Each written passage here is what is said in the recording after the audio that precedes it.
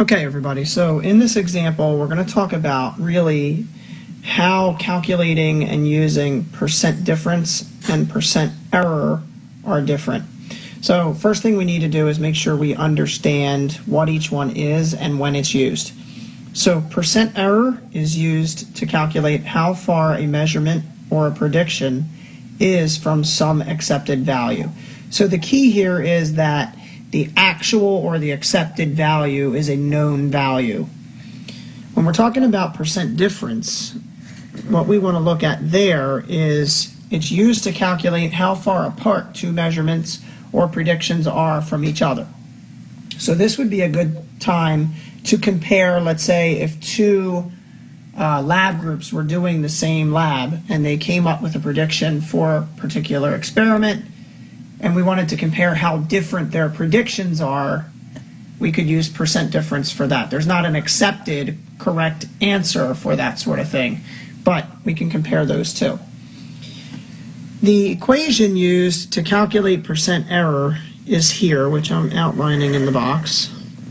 And I apologize that I made the 100 a little small there.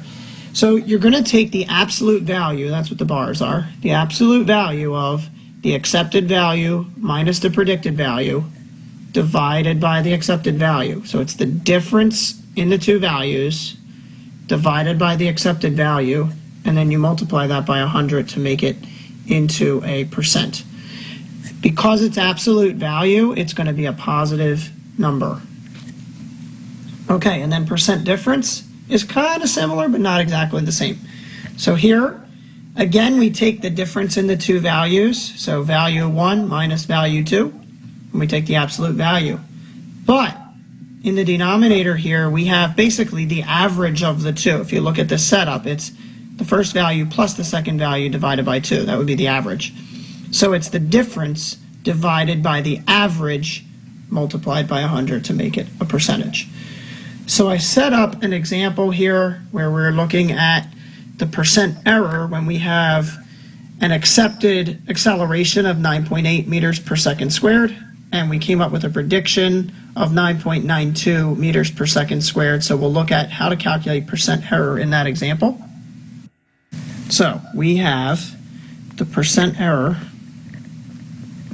is going to be the accepted value, which is 9.8 meters per second squared, minus the predicted value, which is 9.92 meters per second squared, divided by the accepted value, 9.8 meters per second squared, and we multiply the whole thing by 100. Okay, so if we look at the top, we're going to get negative 0.12, and the absolute value of that is 0.12. So I'll put 0.12 meters per second squared, divided by 9.8 meters per second squared, and times 100. So 0.12 divided by 9.8 and times 100 is a 1.22% error. 1.22%.